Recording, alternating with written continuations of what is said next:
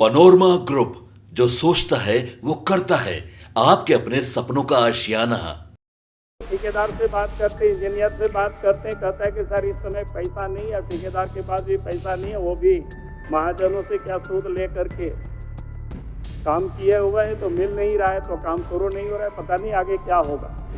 लेकिन आप जरा सोचिए, सरकार को इस पर विचार करनी चाहिए। आप पैसे आप खर्च नहीं करते, काम नहीं करते, आप बजट पर बजट, अनुपूरक बजट अभी तुरंत पास किए, फिर आप ये करें। हमारे ये नहीं कहना है कि आप बजट लाइए, लेकिन बजट में जो सदन से आप स्वीकृति लेकर के जनता के बीच जाते हैं तो काम करें।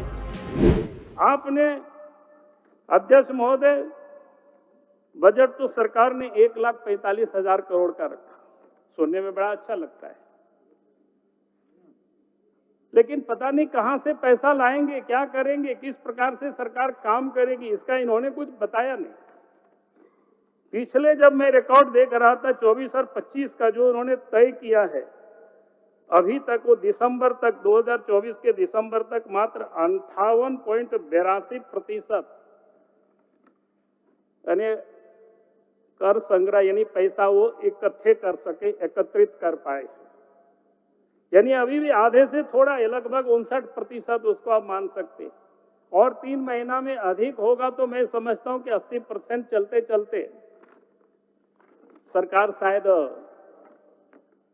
पहुंचेगी, तो बहुत बड़ी बात है, पहुंच जाए तो अच्छी बात है। तो ये लगता है कि जिस प्रकार से जो वसूली कार की हो रही है, उससे तो लगता नहीं है कि सरकार जो जितनी बड़ी लंबी चौड़ी बजट बनाए हैं, उस बजट को वहां तक पहुंच पाएगी।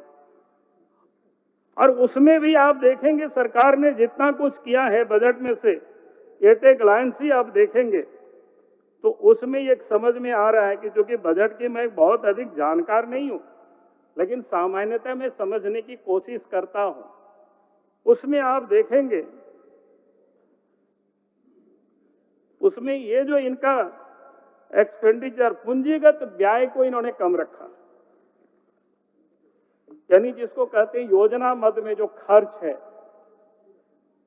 उसकी कोई बहुत अधिक, लेकिन गैर योजना मद में रेवेन्यू एक्सपेंडिचर इन्होंने बहुत अधिक बढ़ाया है, जिसमें ये सारी चीजें उल्लेख नहीं है। आज भी कई एक विभागों में सरकारी पदों पर रिक्त पड़े हुए, अगर उनमें से बहालियां होगी तो रेवेन्यू एक्सपेंडिचर बढ़ेगा। और नौकरी नहीं देना तो अलग बात है, लेकिन अगर नौकरी देंगे तो बढ़ेगा वो एक्सपेंडिचर। तो मुझे लगता है कि अर्थव्यवस्था के हिसाब से, प्रबंधन के दृष्टिकोण से ये ठीक नहीं है, इसका इनको थोड़ी सी दुरुस्त करनी चाहिए सरकार को। नहीं तो हम धीरे धीरे, अभी भी हम देख रहे हैं कि हम सब लोग क्षेत्र से आते हैं, कई योजनाओं का हम लोगों ने शिलान्यास किया, अभी तक काम शुरू नहीं हुआ। काम सब ये है, टेंडर ठेका सब फाइनल, लेकिन काम क्यों शुरू नहीं होता है? ठेकेदार से बात करते हैं, इंजीनियर से बात करते हैं, कहता है कि सर इस समय पैसा नहीं है, ठेकेदार के पास भी पैसा नहीं है, वो भी महाजनों से क्या सूद ले करके काम किए हुए हैं, तो मिल नहीं रहा है, तो काम शुरू नहीं हो रहा है, पता नहीं आगे क्या होगा, ये भी किसी को पता नहीं। तो इसलिए मैंने ये कहा कि भाई, और आप पैसा बजट में आप मांग रहे हैं, आपका जो एक्सपेंडिचर ही, ये मैं देख रहा था कि अलग अलग विभागों में कई एक ऐसे विभाग है आपने बहुत कम पैसे खर्च किए हैं। आपका कृषि पर, आप कह रहे हैं कृषि पर अभी तक आपका 52% खर्च है। डेयरी की आपने बड़ा बड़ा बात किया, उसमें 44% है। फिशरी पर आपका 42% है। और टोटल अगर आप देखें उस क्षेत्र में, कृषि और एनिमल हस्बेंड्री में आपका 54% था, यानी इसको क्या कहते हैं, फरवरी तक आपका ये खर्च हुआ है। अब ये मार्च 1 महीना बचा हुआ है। उसी प्रकार से आपका ड्रिंकिंग वाटर, जो शुद्ध पेयजल, अभी जिसकी सदन में चर्चाएं हुई सब जगहों से, लेकिन आपका उसमें खर्च क्या है, 18.6%। यानी अब जरा सोचिए, सरकार को इस पर विचार करनी चाहिए।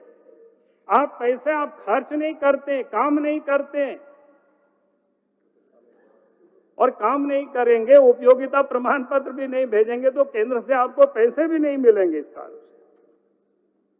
उसी प्रकार से फूड पब्लिक डिस्ट्रीब्यूशन सिस्टम में जो आपने मात्र 38% खर्च किया, और आपका इंफॉर्मेशन टेक्नोलॉजी जिसकी काफी आपने चर्चा की, लेकिन उसमें से 7.45% ही पैसे खर्च हुए। पंचायती राज में मात्र 36.56% पैसे खर्च हुए। ऐसे कई एक विभाग है, वित्त मंत्री जी खुद उसको देख ले। तो इसीलिए मैं ये कह रहा था कि भाई आप बजट पर बजट, अनुपूरक बजट अभी तुरंत पास किए, फिर आप ये करें। हमारे ये नहीं कहना है कि आप बजट लाइए, लेकिन बजट में जो सदन से आप स्वीकृति लेकर के जनता के भी जाते हैं तो काम करेंगे।